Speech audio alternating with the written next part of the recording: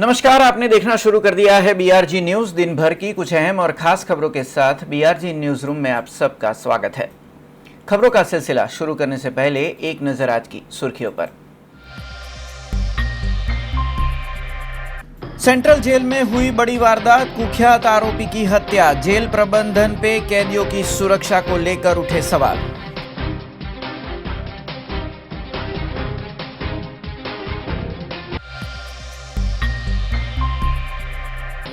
NCC परिसर में cadet training हेतु 2 सिम्युलेटर की गई शुरुआत। एनसीसी महानिदेशक मेजर जनरल ने बड़ौदा में करवाया प्रारंभ।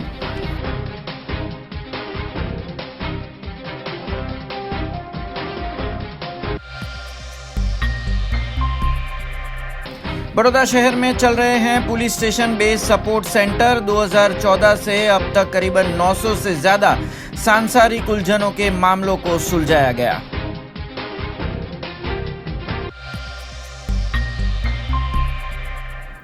अब देखते हैं खबरें विस्तार से। खबरों की शुरुआत करते हैं आयुर्वेदिक काढ़े से, जो अमूमन कोरोना काल में हर एक घर में बन रहा होगा। सोशल मीडिया पर अफवाहें चल रही है कि ज़्यादा काढ़ा पीने से लीवर की समस्याएं हो रही है, जिसके ऊपर हमने एक फैक्ट चेक किया है। क्या निकला इस फैक्ट चेक में, आइए जानते हैं। कोरोना महामारी के समय में देखा जा रहा है कि लोग अपने शरीर का ज़्यादा ध्यान रख रहे हैं, साथ ही में अपनी इम्यूनिटी बढ़ाने के लिए लगातार प्रयास कर रहे हैं। तब इस समय में लोग काढ़े की ओर ज़्यादा आकर्षित हो रहे हैं और बहुत से लोग ऐसे हैं जिन्होंने इस कोरोना काल में बहुत ज़्यादा काढ़ा पिया है। लेकिन क्या ये काढ़ा आपके शरीर को नुकसान पहुंचाता है? सोशल मीडिया पर तो यही दावे हो रहे हैं कि काढ़ा पीने से लीवर खराब होता है और काढ़े के बहुत सारे साइड इफ़ेक्ट हैं। कई यूजर्स इस दावे को अलग अलग सोशल मीडिया प्लेटफॉर्म पर शेयर कर रहे हैं। कई सारे लोग ऐसे हैं जो सोचते हैं कि काढ़ा ज्यादा पीने से लीवर में खराबी आ जाता है और ये जनरल पॉपुलेशन में ये कंसेप्ट आ गया है कि ज्यादा लंबे समय तक काढ़ा नहीं पीना चाहिए। तो आप बताएं कि क्या काढ़ा कितना फायदेमंद है, इसका कोई साइड इफेक्ट है कि नहीं? ये काढ़े के जो इंग्रेडिएंट है सब अलग अलग प्रकार के वायरस पर एंटीवायरल है। कोविड-19 पर उसके स्टडीज चल रहे हैं, लेकिन अभी इसका हमारे पास बहुत पुख्ता प्रमाण नहीं है। लेकिन ये काढ़े के अंदर इंग्रेडिएंट है वो प्राणवायु स्रोत, जिसको आयुर्वेद में कहते हैं, अपने रेस्पिरेटरी सिस्टम पर बहुत पॉजिटिव असर करता है। और ये गलत धारणा है कि वो लीवर खराब करते हैं। ऐसा कोई भी प्रमाण नहीं है कि ये काढ़े के इंग्रेडिएंट्स के लीवर खराब होता है। इसके अंदर 4 चीजें हैं: दालचीनी, तुलसी, काली मिर्च और सौंठ। इसमें से ये चारों चीजें हम घर में मसालों में भी प्रयोग करते हैं और ऐसा कोई भी प्रमाण नहीं है। मैंने जैसा कहा कि कुछ लोगों को ये बिकॉज इसकी सभी की तासीर गर्म है, तो उसके साथ मुनक्का या गुड़ या मिश्री डाल के ले तो कोई दिक्कत नहीं है। ये गलत धारणा है कि लीवर को खराब करते हैं। एक और काढ़ा शरीर के लिए बहुत ही अच्छा माना जाता है। वहीं शरीर में इम्यूनिटी बढ़ाने काढ़ा बहुत ही सही चीज है, जिससे ये तय हो गया कि काढ़ा पीने से लीवर खराब होने के दावे बिल्कुल गलत है, जिसकी पुष्टि PIB फैक्ट चेक ने भी की है। आयुष मंत्रालय के मुताबिक काढ़े में उपयोग में ली जाती भिन्न सामग्री अलग अलग वायरस के लिए एंटीवायरल का काम करती है, जिससे हमारे श्वसन तंत्र का संचालन सुचारू रहता है। तो सोशल मीडिया पर हो रहे दावे झूठे हैं। काढ़ा पीने से लीवर खराब नहीं होता है, पर यह भी ध्यान रखिएगा कि अगर आप काढ़ा बनाते हैं तो उसमें सामग्री सही मात्रा में डालें और उसका उपयोग भी सही तरीके से करें। बड़ौदा शहर के सेंट्रल जेल में आज एक बड़ी वारदात हुई, जिसमें बड़ौदा में कई गुनाहों में शामिल कुख्यात आरोपी अजरुद्दीन सिंधी उर्फे अज्जू कानिया की हत्या कर दी गई। क्या है ये पूरा मामला, आइए जानते हैं। खबर बड़ौदा के सेंट्रल जेल से आई है, जहां कैद एक आरोपी की हत्या हो गई है। जानकारी के मुताबिक बड़ौदा में कई अपराधों में आरोपी अजरुद्दीन सिंधी उर्फे अज्जू कानिया की सेंट्रल जेल में किसी हत्या के आरोपी सुनील परमार से अनबन हुई थी, जिसके बाद दोनों के बीच घर्षण हुआ और उसमें सुनील परमार ने जेल में पड़े हुए पतरे के टुकड़े से आरोपी अज्जू कानिया की गर्दन पर वार कर दिया, जिसमें अज्जू कानिया को गंभीर चोट आई। उसे तुरंत ही SSG अस्पताल ले जाया गया, जहां डॉक्टरों ने उसे मृत घोषित किया। जिसके बाद जैसे ही ये जानकारी अजरुद्दीन सिंधी के घर वालों तक पहुंची, एसएसजी अस्पताल के बाहर भीड़ उमड़ पड़ी। वहीं पुलिस बंदोबस्त भी एसएसजी अस्पताल में कर दिया गया। बड़ौदा सेंट्रल जेल में आरोपी पे हमले और हत्या के मामले में अब बड़ौदा पुलिस के आला अफसर तफ्तीश में जुटे हैं। फिलहाल आरोपी के पोस्टमार्टम की प्रक्रिया कर शव को परिवारजनों को सौंपा जाएगा। વડોદરા સેન્ટ્રલ જેલ ખાતે આજે અઝરુદ્દીન સિંધી ઉર્ફે અજુ કાણીઓ છે એ એક ગુના હેઠળ જેલમાં હતો અટકાયતમાં, અને તે દરમિયાન એનો એક ત્યાંનો જ આરોપી જે જેલમાં હાલમાં હાજર છે સુનિલ ઉર્ફે સાહિલ મહેશભાઈ પરમાર, કે જે પાણીગેટના 2018ના મર્ડરના ગુનામાં હાલમાં ત્યાં છે, એની અને અજુ કાણિયાની વચ્ચે જે બોલાચાલી થઈ તેના કારણે આ આરોપીએ એને લોખંડના પતરાનો ટુકડો ગળામાં માર્યો છે, જેમાં 1 થી 2 ઇંચનો નાનો ઘા પડ્યો છે, અને એના કારણે ખૂબ ઊંડો હોવાના કારણે એનું મરણ થયેલ છે. એની સાથે સાથે એના ગ્રુપમાં અથવા એને ઝઘડામાં છોડાવવા પડનાર એક બીજો સાહેબ પણ છે, જેનું નામ છે મોહસિન શરીફ ખાન પઠાણ, જે એની સાથે હતો અને એને પણ થોડી ઘણી ઈજા થઈ છે. હાલમાં એની ફરિયાદ લઈને IPC 302 હેઠળની તમામ તપાસ વ્યવસ્થિત રીતે પોલીસ કરવાની જ છે. આમાં કોઈ સચ પણ ડિલે પણ નહીં કરવામાં આવે, અને જેટલી બને તેટલી ઝડપથી પોલીસ દ્વારા પ્રોસિજર પૂરો કરી PM રિપોર્ટ માટે જરૂરી તજવીજ કરવામાં આવશે, અને જેમ બને તેમ જલ્દી બોડી સોંપવાની પણ પ્રયત્ન કરવામાં આવશે. કોઈ ના આવું કોઈ વેપન નથી. એ લોખંડના પતરાનો નીચે જમીન પર પડેલો સામાન્ય ટુકડો છે, કોઈ વેપન નથી કે કોઈ ચપ્પુ નથી કે કોઈ બ્લેડ નથી. લોખંડના પતરાનો જમીન પર પડેલો ટુકડો યુઝ કરવામાં આવ્યો છે. એટલે કોઈ એવું પ્રી પ્લાન મર્ડર નથી. આ બોલાચાલીએ ઉગ્ર સ્વરૂપ ધારણ કર્યું ને એમાંથી મારામારી થઈ હતી, અને એનો સાહેદ પણ છે જેને પણ ઈજા થઈ છે. એની સાથે સાથે એ માણસોને ઝઘડતા છોડાવવા પડવા માટે જેલના કેટલાક સ્ટાફના કર્મચારીઓ છે જેમને પણ નાની મોટી ઈજા થયેલી છે. એટલે આમાં જેલ સ્ટાફનો કોઈ હાલમાં રોલ નથી કે પોલીસનો હાલમાં એક જ મેઇન આશય છે કે ઝડપથી આ બોડીનું પોસ્ટમોર્ટમ પતે અને સગાવાલાને બોડી સોંપી દેવામાં આવે અને વ્યવસ્થિત તપાસ ચોક્કસપણે કરવામાં આવશે. Rotary Club of Baroda Jawahar Nagar की ओर से आज एक और सामाजिक सेवा का कार्य किया गया, जिसमें मुनि सेवा आश्रम में करीबन 1500 सैनिटाइजेशन की बोतल समेत 1500 मास्क का दान दिया गया। Rotary Club of Baroda Jawahar Nagar की ओर से आज एक सेवा कार्य करने की पहल की गई, जिसमें मुनि सेवा आश्रम गोरज अस्पताल को ज़रूरी चीज़ें दी गई थी। कोरोना काल में गरीब और ज़रूरतमंद मरीजों को इलाज की सेवा मुनि सेवा आश्रम लगातार देता आया है। तब आज रोटरी क्लब ऑफ बड़ौदा की ओर से करीबन 1500 बोतल सैनिटाइज़र समेत 1500 मास्क आश्रम को दान दिए गए थे। वहीं उचित दवाइयों का भी जत्था मुनि सेवा आश्रम को मुहैया करवाया गया था। इस मौके पर Rotary Club of Baroda Jawahar Nagar के दिलीप शाह समेत मुनि सेवा आश्रम के प्रतिनिधि उपस्थित रहे थे। મારું નામ ભરત દેસાઈ છે. હું ચેરમેન એન્ડ મેનેજિંગ ડાયરેક્ટર છું ભારત પેરેન્ટલ્સ લિમિટેડ. અમે દવાઓનું ઉત્પાદન કરીએ છીએ, અને અમારા સાથી મિત્ર દિલીપભાઈ જે રોટરી ક્લબના અને અમારા FGIના બી બહુ સારા કાર્યકર્તા છે, અમારા સહકર્મી છે.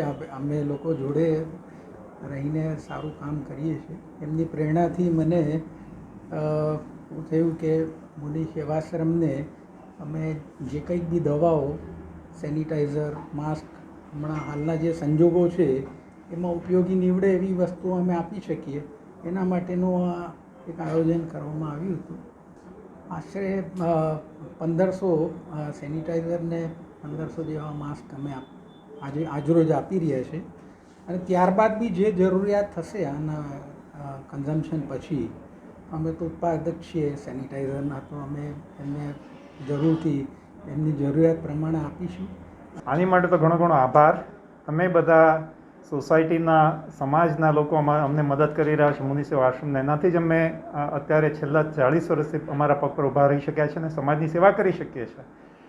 હવે વડોદરાની ઘણી નજીક છે, આટલી સરસ સંસ્થા છે જે આટલી સરસ આખા ભારત વર્ષની પહેલાં ટોપ 10 જે કેન્સર હોસ્પિટલમાં આવે છે એમાંની એક ગણાય છે.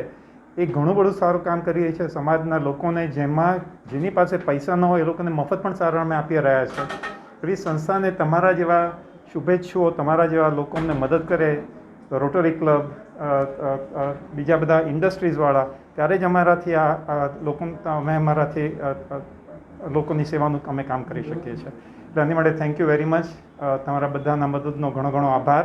ને આવી જ રીતે અમને મદદ કરતા રહેજો ને બીજા 30-40 વર્ષ સુધી પણ અમે આવું જ કામ કરતા રહીએ. कोरोना महामारी की असर एनसीसी कैडेट्स के ट्रेनिंग पर भी पड़ रही है. तब एनसीसी के महानिदेशक मेजर जनरल की ओर से आज बड़ौदा शहर के एनसीसी परिसर में कैडेट्स की ट्रेनिंग हेतु और उनके प्रैक्टिकल हेतु 2 सिम्युलेटर शुरू करवाए गए. कोरोना महामारी की असर एनसीसी कैडेट की तालीम पर भी पड़ती नजर आ रही है. तब बड़ौदा एनसीसी परिसर में 2 सिम्युलेटर लगाए गए हैं, जिसका आरंभ एनसीसी के अधिक महानिदेशक मेजर जनरल रॉय जोसेफ ने करवाया. एनसीसी केंद्र में नेवल यूनिट के लिए रोइंग सिम्युलेटर की शुरुआत की गई है. वहीं एयर स्क्वाड्रन के लिए माइक्रोलाइट फ्लाइट सिम्युलेटर का उद्घाटन किया गया. कैडेट को समंदर में नाव खींचने की तालीम इस रोइंग सिम्युलेटर के जरिए दी जा रही है. वहीं फ्लाइट सिम्युलेटर के जरिए कैडेट्स एयरक्राफ्ट चलाने की ट्रेनिंग ले पाएंगे. इस तरह के प्रयास से एनसीसी के कैडेट को प्रैक्टिकल तालीम परिसर में ही देने का प्रयास किया जा रहा है. मैं एडीजी एनसीसी गुजरात डायरेक्टरेट आज यहाँ पे वडोदरा ग्रुप हेडक्वार्टर में आया हूँ.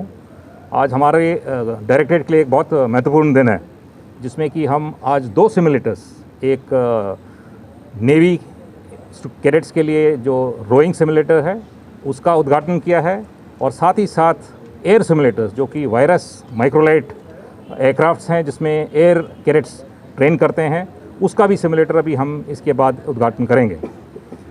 जैसे कि आपको पता है कि हमारे पास 3 एयर यूनिट्स हैं इस डायरेक्टरेट में.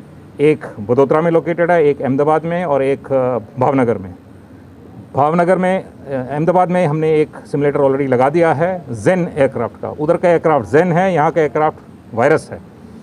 और इस सिम्युलेटर में जो भी माइक्रोलाइट में जो कंट्रोल्स होती हैं, आपका लैंड करना, टेक ऑफ करना, और साथ ही साथ आपके जितने इमरजेंसी प्रोसीजर्स हैं उस सब का कंप्लीट रेप्लिका आपके सिम्युलेटर्स में होता है. और इससे कैडेट्स को पहले सिम्युलेटर में ट्रेनिंग दिया जाएगा, उसके बाद हवाई जहाज उड़ाने का मौका मिलेगा उनको. सिमिलरली जैसे अभी आज रोइंग सिम्युलेटर जो अभी इनॉग्रेट किया हमने, इसमें क्या है कि नेवल कैडेट्स के पास जो दरिया में या समुद्र में नेवल ट्रेनिंग करते हैं, जो वाटरमैनशिप ट्रेनिंग करते हैं, उसमें हमारे पास बड़े वेलर बोट्स होते हैं जिसमें तकरीबन 4-6 cadets at a time participate करते हैं उसमें. और जब ये दरिया में और समुद्र में जाते हैं, हम एक इसको कहते हैं सेलिंग, जहाँ पे सेल लगता है उसके पास साथ में. जब हवा नहीं होता है तो बोट सेल नहीं होता है, तो उस समय अपना हाथ और अपना दम यूज़ करना पड़ता है. उसके लिए क्या होता है, और छप्पा जो बोलते हैं, ओर्स होते हैं, उसके लिए कंधे की मजबूती बहुत ज़रूरी होती है. उसी को बढ़ाने के लिए ये रोइंग सिम्युलेटर लगाया है यहाँ नेवल कैडेट्स के लिए, ताकि ये जब ये समुद्र और नदी में जाते हैं उनका रोइंग का प्रवेश जो है वो इम्प्रूव हो. साथ ही साथ आपको पता होना चाहिए कि हर साल गुजरात डायरेक्टरेट एक सी सेलिंग एक्सपीडिशन भी करता है. इस साल जैसे हमने दहेज से दांडी तक जो 150th गांधी जी का एनिवर्सरी जब हुआ था, इस समय हमने किया था, जिसमें करीब 65 कैडेट्स ने पार्टिसिपेट किया था, और इसी नेवल यूनिट के सीओज ने पार्टिसिपेट किया था इसमें. तो एक बहुत अच्छा एडवेंचरस एक्टिविटी होता है, इसलिए सेलिंग एक बहुत इंपॉर्टेंट एक्टिविटी है जो नेवी कैडेट्स के लिए है साथ में. तो ये सिम्युलेटर्स नेवी और एयर सिम्युलेटर्स आने के बाद में कैडेट्स जो हमारे नेवल और एयरफोर्स कैडेट्स हैं उनके लिए बहुत फ़ायदेमंद होगा. और हमारा आगे जाकर प्लान ये भी है कि जो आर्मी कैडेट्स हैं हमारे पास, उनके लिए हम फायरिंग सिम्युलेटर्स का भी बंदोबस्त करने जा रहे हैं, जो अगले साल और अगले से 2 साल में आएंगे. इस तरीके से तीनों विंग, एयरफोर्स, नेवी और आर्मी में सिम्युलेटर्स का इंट्रोडक्शन डायरेक्टरेट में किया है, ताकि कैडेट्स को फ़ायदा हो ट्रेनिंग का. और साथ ही साथ जैसे ये पेंडेमिक अभी चल रहा है, ये महामारी चल रही है, जिसमें हम फिज़िकल ट्रेनिंग नहीं कर पा रहे हैं, ये आइडियल लोकेशन जहाँ पे ट्रेनिंग हो सकती है. साथ में सिम्युलेटर्स जो लगाए हैं हमने, रोइंग सिम्युलेटर्स और एयर सिम्युलेटर्स, इसको मैं एक बहुत धन्यवाद करना चाहता हूं हमारे स्टेट की एजुकेशन डिपार्टमेंट को और प्रिंसिपल सेक्रेटरी हायर एजुकेशन को, जिनके बदौलत ये सिम्युलेटर्स हमारे पास आए हैं. खबरों का सिलसिला यूं ही जारी रहेगा, पर उससे पहले लेंगे कमर्शियल ब्रेक, तो देखते रहिए BRG न्यूज़।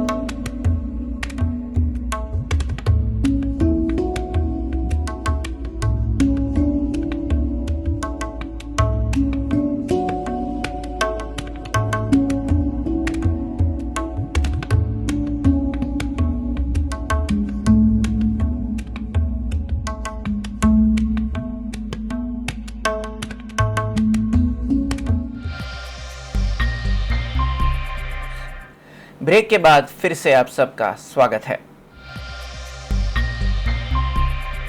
बड़ौदा शहर में महिलाओं को घरेलू हिंसा से बचाने और स्वाभिमान हेतु police station based support centre शुरू कर दिए गए हैं, जो करीबन 2014 से शुरू किए गए हैं। बड़ौदा में 5 ऐसे सपोर्ट सेंटर अभी कार्यरत है, जिनमें अब तक 900 से ज़्यादा पारिवारिक मामलों को सुलझा दिया गया है। महिलाओं की सुरक्षा और स्वाभिमान हेतु सेंटर चलाए जा रहे हैं, जिसे police station based support centre कहा जाता है। 2014 से राज्य के महिला और बाल कल्याण विभाग की ओर से इसकी शुरुआत की गई थी। यहाँ घरेलू हिंसा या फिर पति पत्नी में विवाद के मुद्दों को सकारात्मक तरीके से सुलझाया जाता है। ये गोरवा पुलिस स्टेशन में चल रहे सेंटर की तस्वीरें हैं, जहां परिवार को टूटने से बचाया जाता है और उन्हें वापस एक सुखी परिवार की ओर ढालने का प्रयास होता है। આપણે 2014 થી આ યોજના કાર્યરત થઈ છે અને એ ગોરવા પોલીસ સ્ટેશન ખાતે શરૂઆત થઈ હતી અને એનો પર્પઝ એ છે, પોલીસ સ્ટેશન બેઝ સપોર્ટ સેન્ટરનો પર્પઝ એ છે કે પોલીસ સ્ટેશનમાં જે પતિ પત્નીના ઘરેલું હિંસા બાબતે જે પ્રોબ્લેમ્સ લઈને આવે છે અને એના માટે પોલીસને એટલો સમય નથી મળતો, કારણ કે એ લોકોને ઘણી બધી કામગીરી કરવાની હોય છે અલગ અલગ પ્રકારની, તો એ લોકોને એટલો કાઉન્સેલિંગ માટેનો સમય નથી મળતો। જ્યારે નાની નાની બાબતોને લઈને પતિ પત્ની વચ્ચે ઘણા બધા ઇશ્યુઝ થતા હોય છે, તો એ લોકોને ખ્યાલ નથી હોતો। પણ જો સરકાર દ્વારા આવી રીતનું સપોર્ટ સેન્ટર પોલીસ સ્ટેશન ખાતે કરવામાં આવ્યું છે, તો એમાં જે FIR છે કે જે બીજી બધી ઘટનાઓ છે તે ઓછી થવા માંડી છે અને પતિ પત્નીની અંદર જે પણ કંઈક નાના નાના પ્રોબ્લેમ્સ હોય છે એ લોકોને અવગત કરવામાં આવે છે અને પોતાની ભૂલ સમજી અને સમાધાન કરવા માટે પ્રયત્ન કરે છે। અને એનું મોનિટરિંગ પહેલાં 2014થી જેન્ડર રિસોર્સ સેન્ટર કરતું હતું અને હવેથી મહિલા અને બાળ અધિકારી દરેક જિલ્લામાં મૂકવામાં આવ્યા છે, એમનું મોનિટરિંગ થઈ રહ્યું છે। एक जानकारी के मुताबिक इन सेंटरों में अब तक 900 से ज़्यादा घरेलू हिंसा समेत पति पत्नी में अनबन के मामलों को सुलझाया जा चुका है। बड़ौदा ज़िले में फ़िलहाल 5 ऐसे सेंटर कार्यरत है, जिनमें गोरवा, मकरपुरा, बापोद महिला पुलिस स्टेशन और पादरा पुलिस स्टेशन में बेस सपोर्ट सेंटर चल रहे हैं। हाँ, એમાં ઘણા બધા છે, 900 ઉપર છે।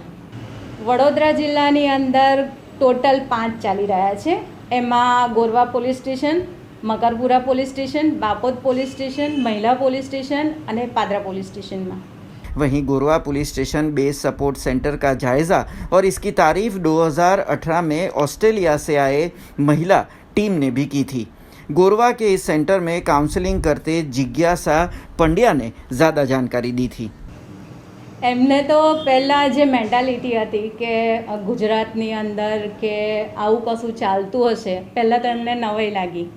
અને બીજું કે જ્યારે અમારા ક્લાયન્ટ સાથે એમને ચર્ચા કરી, અલગ અલગ રૂમમાં બેસી અને અલગ અલગ ક્લાયન્ટ સાથે એમને ચર્ચા કરી, ઇન્ટરવ્યૂઝ લીધા. તે વખતે એમને બહુ પ્રાઉડ ફીલ થયું કે ના, ગુજરાતમાં પણ આવું સરસ કામ ચાલી રહ્યું છે.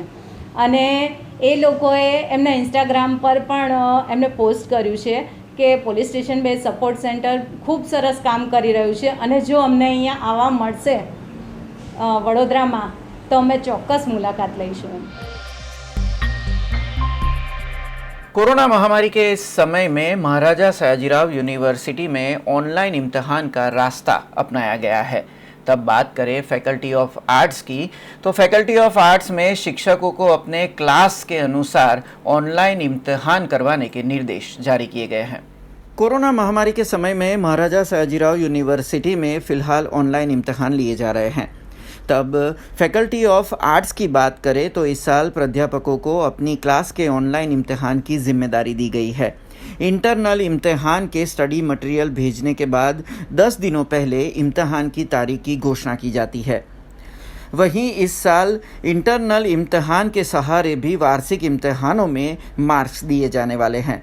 जिन छात्रों के पास परीक्षा के तारीखों के समय पे इंटरनेट सुविधाएं उपलब्ध नहीं होती है, उन्हें दूसरी बार मौका दिया जा रहा है. फैकल्टी ऑफ आर्ट्स में कोरोना समय में ली जाती ऑनलाइन इम्तिहान के बारे में फैकल्टी के डीन ने ज़्यादा जानकारी दी थी. फैकल्टी ऑफ आर्ट्स की एग्ज़ाम किस तरफ, वो ऑनलाइन एग्ज़ाम ले रहे हैं हम, इंटरनल एग्ज़ाम ऑनलाइन एग्ज़ाम चल रहे हैं.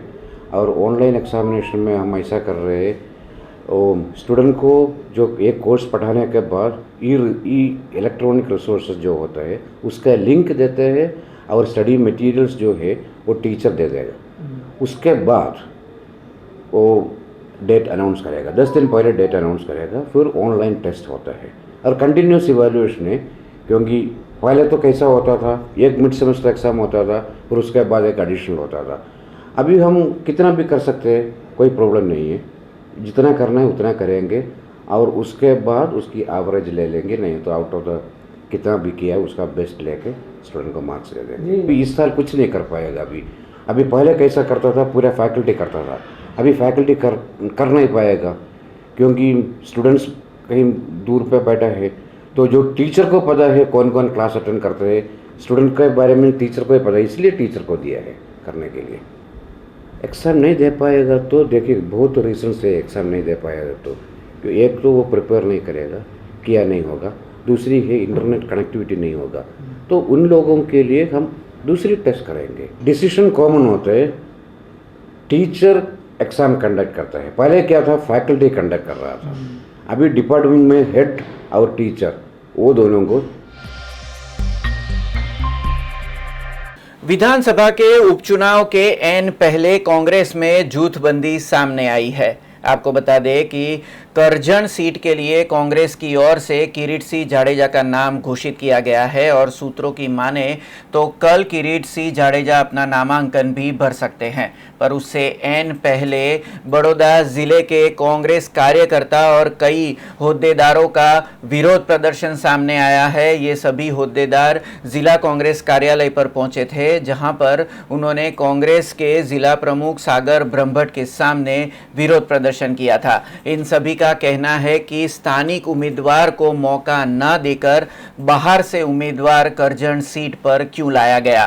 કરજણ સિનોરના કોંગ્રેસના વરિષ્ઠ આગેવાનો છે, બધી કોંગ્રેસની વર્ષોથી કોંગ્રેસ જોડે સંકળાયેલા બધા આગેવાનો છે. મુખ્ય એમની લાગણી હતી કે પાર્ટીમાં અમને બધાને વિશ્વાસમાં લીધા વગર ઉમેદવાર નક્કી કર્યો છે. એમની દુઃખની લાગણી વ્યક્ત એમને ગઈકાલ પ્રદેશ પ્રમુખશ્રીને બી કીધું છે.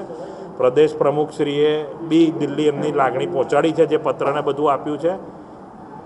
મારી જોડે જે બધી એ જ ચર્ચા વાત કરી કે ભાઈ આવી રીતનું જે કંઈ ઉમેદવારથી નારાજગી હોય, સિલેક્શનથી નારાજગી હોય, પણ મારી તો બધા રજૂઆત છે કે હવે આપણો ઉમેદવાર તો પંજો છે. બધા ભેગા મળીને બધાને વિનંતી કરી છે કે આપણે પંજાને જીતાડવા માટે કરજણ સિનોરમાં બધા ભેગા થઈને કામગીરી કરવાની છે. અને તમારી જે કોઈ લાગણી છે પ્રદેશ પ્રમુખશ્રીને મેં કહી દીધી છે અને પ્રદેશ પ્રમુખશ્રીએ બી દિલ્હી મોકલી દીધી છે, એવું હમણાં મને ફોન પર વાત કરી છે. ઉમેદવાર પદના દાવેદાર બી છે, તાલુકા પ્રમુખ બી છે, બીજા આગેવાનો બી છે, બધા જ છે. સેન્સ લેવા પ્રભારીઓને મોકલ્યા હતા. આમાં તો જિલ્લા કોંગ્રેસ સમિતિનો રોલ આ ટિકિટમાં હોતો નથી. પ્રદેશના પ્રભારીને એઆઈસીસીના પ્રભારીને રજૂઆત કરી અને પેનલ દિલ્હી જાય છે અને એ પ્રમાણનું જે બી નિર્ણય દિલ્હી હાઈકમાન્ડથી લેવાય છે, એટલે એ પ્રક્રિયામાં ક્યાં શું નિર્ણય લેવાય છે તો અમને તો જાણ હોતી નથી. આ ગઢ છે કોંગ્રેસનો, કરજણ સિનોર છે, 14 વાર ચૂંટણીઓ થઈ, એમાંથી 2 જ વાર ભાજપ જીતી શકી છે.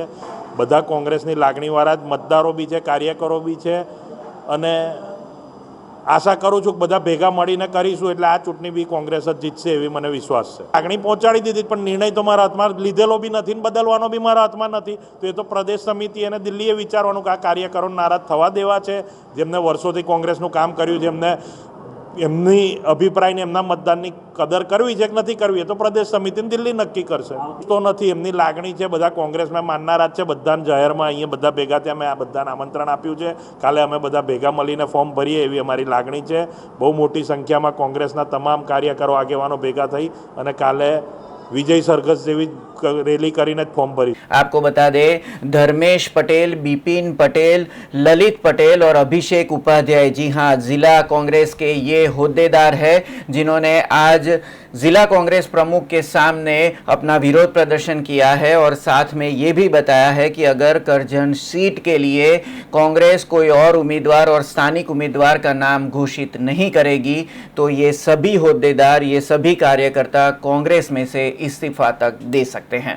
કરજણ વિધાનસભાની પેટા ચૂંટણીમાં જે ઉમેદવારની જાહેરાત કરવામાં આવી છે એમાં પાયાના કાર્યકરોની અવગણના કરી અને જે વ્યક્તિએ ભૂતકાળમાં કરજણ નગરપાલિકાની ચૂંટણીમાં પક્ષ વિરોધી પ્રવૃત્તિ કરી એવા ઉમેદવારોને જ્યારે ટિકિટ આપવામાં આવી છે તો કાર્યકરોની લાગણી દુભાઈ છે કે આવી રીતે પક્ષ વિરોધી પ્રવૃત્તિ કરનારા જો કાર્યકરને ટિકિટ આપવામાં આવશે તો ભૂતકાળમાં પક્ષ વિરોધી કાર્ય કરનારા કાર્યકરોની સંખ્યા વધી જશે.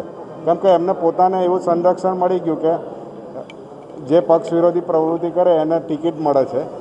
એટલે ખાસ અમારો જે વિરોધ છે એ પાયાના કાર્યકરોની અવગણના કરીને જ્યાં ટિકિટ આપવામાં આવી છે એને પ્રત્યે વિરોધ છે. કરજણ તાલુકા સમિતિ અને વડોદરા જિલ્લા કોંગ્રેસ સમિતિમાં ગઈકાલે જે પરમ દિવસે જે ચૂંટણીની જાહેરાત થઈ એમાં તાલુકાના કાયમી જે તાલુકાના પાયાના જે કાર્યકરો છે એમને આ ટિકિટ જે લોકોએ 8 જણે માગેલી હતી અને જે ઉમેદવારને આપી છે એનાથી તાલુકાના ગામડાઓમાં અને પાયાના કાર્યકરોમાં બહુ સખત અસંતોષ ફેલાયો છે. હું એક ઉમેદવાર છું, સ્વાભાવિક છે કે મારો વિરોધ હોઈ શકે, પરંતુ મારા વ્યક્તિગત વિરોધ કરતાં તાલુકાની સમિતિના પાયાના કોંગ્રેસના કાર્યકરો અને તાલુકાના ગામના આગેવાનો એ નારાજ થયા છે. એનું અમને દુઃખ છે. કારણ કે જો ગુજરાતમાં સૌથી સિક્યોર સીટ એક હોય તો 8 સીટમાં માત્ર ને માત્ર કરજણ તાલુકાની પહેલા નંબરની સીટ છે અને એ સીટની અંદર જો પ્રદેશ કોંગ્રેસ સમિતિ ટિકિટોનું વિતરણ કરવામાં કાળજી ન રાખે અથવા તો જો કાળજી નહીં લેવાય તો આ તાલુકાની સીટ ગુમાવશે એવી લોકોની લાગણી છે. એ લાગણીને માટે એ કાયમી સીટ કોંગ્રેસને માટે રહે અને આવતીકાલે રહે એવી આશા વ્યક્ત કરવા માટે અમારી લાગણી અને માગણી કરવા માટે અમે પ્રદેશ કોંગ્રેસ અને જિલ્લા કોંગ્રેસ અને દિલ્હી પાર્લામેન્ટરી બોર્ડમાં અમે રજૂઆત કરી છે.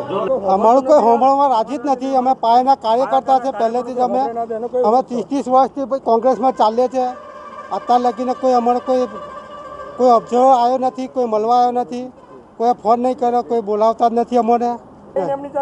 એમની આવી અમને મહિલા નથી ને એમની સાથે આવીને જતા રહીએ. રાજીનામા અમે વિચારીશું. હજુ અમારું સંગઠન છે, અમારું જે બી પહેલાંના જે જૂના સંગઠન છે અમારે વિચારીને અમે કરીશું.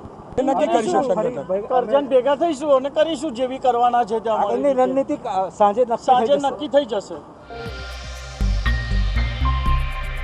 खबरों का सिलसिला खत्म करने से पहले एक नजर आज की खास खबरों पे.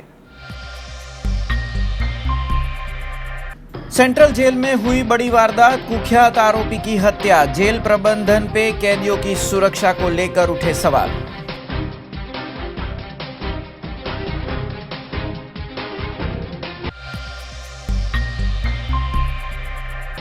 एनसीसी परिसर में कैडेट ट्रेनिंग हेतु 2 सिम्युलेटर की गई शुरुआत. एनसीसी महानिदेशक मेजर जनरल ने बड़ौदा में करवाया प्रारंभ.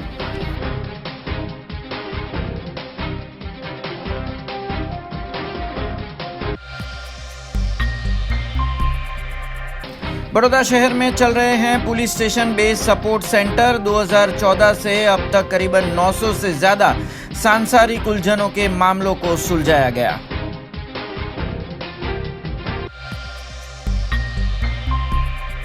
ये थी अब तक की खबरें। कल नई खबरों के साथ फिर से उपस्थित होंगे। तब तक BRG न्यूज की पूरी टीम को इजाजत दीजिए। नमस्कार।